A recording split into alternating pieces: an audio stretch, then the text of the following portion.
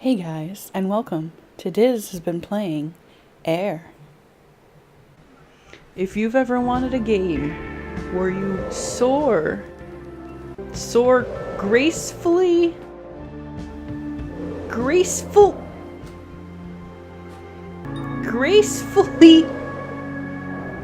gracefully soar through the air around floating islands, then boy do I have the game for you.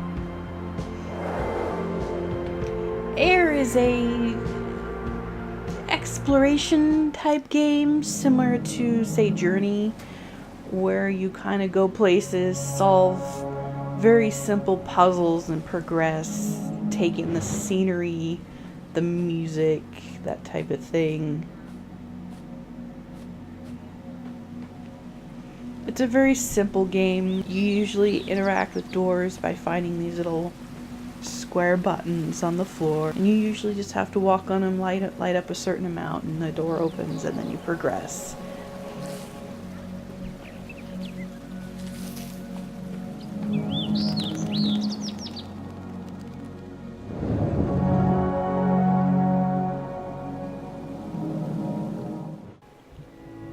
The main character is a girl named Ak. I think that's how you pronounce it, I don't know. She is on a pilgrimage, sort of a coming-of-age adventure, and she is given a lantern from a hero from when the land was shattered by the ancients. She is chosen to save the world.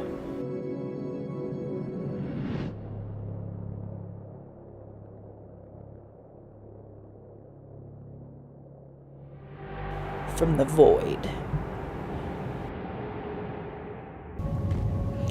The lantern is not only a key to certain puzzles, it also shows memories of the past in various areas. Probably the most interesting area is this broken up island where there was a civil war over religion, of course. And there's ghosts fighting, there's ghosts on the ground dead, there's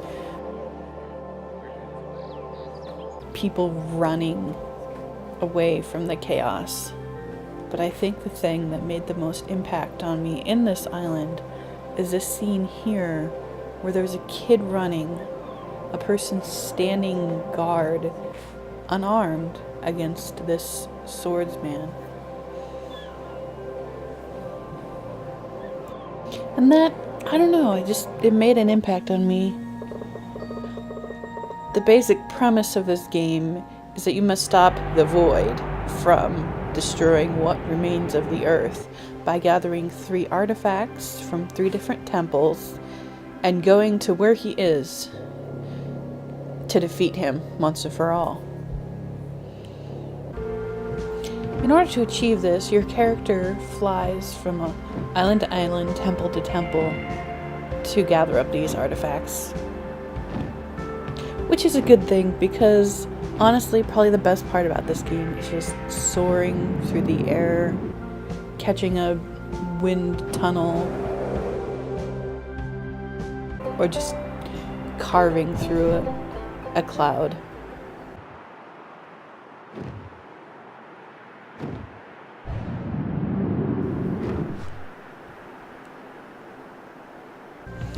The music in this game is very chill, calming.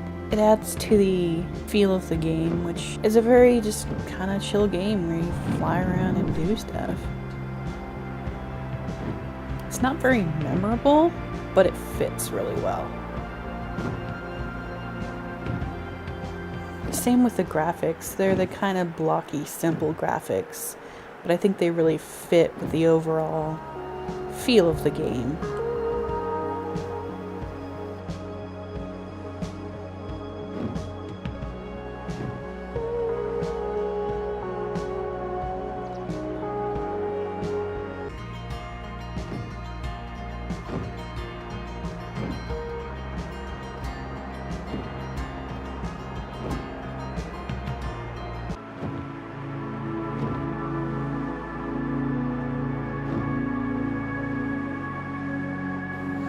Inside the temples, you'll have to solve basic puzzles, usually matching or pressing buttons, that type of thing. Where the game really kind of wavers is the jumping mechanics are a bit floaty, and you cannot transform inside for whatever reason.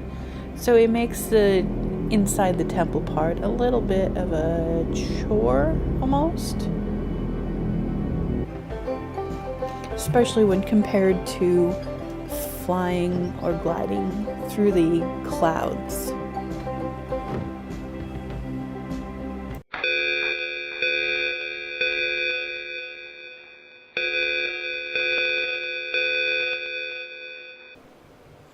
Okay, all that other stuff, nitpicky, whatever. My biggest complaint with this game is the ending. It has this cool little story that encourages you to explore, to find more little tidbits on all the little islands. Builds up this like epic, we're gonna gather this artifact and we're gonna go defeat the void, and then it does the worst thing. You reach the enemy and you're prepared for this cool, probably epic confrontation, and it just ends.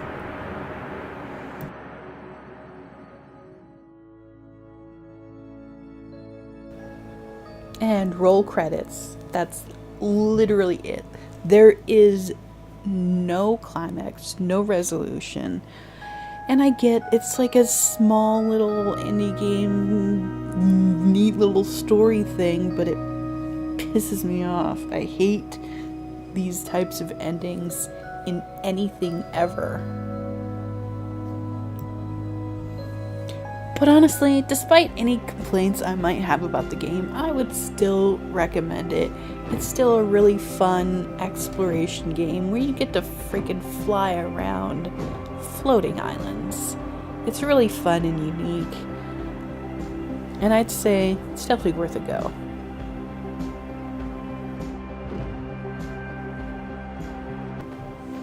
Although, honestly, the game leaves me with many questions. How is this boat flying? It doesn't even have a sail, or it's just a boat. I don't understand. And speaking of floating, how are the islands floating? Are these kites holding the islands up? Dude, let's get a bunch of kites. There is a part where they make mention of air, so I assume that has something to do with how everything is floating, but I don't really know.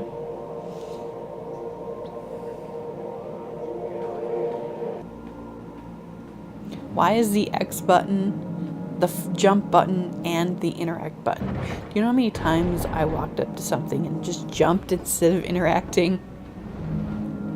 A lot. Why is the water in this game never more than a couple of inches at most?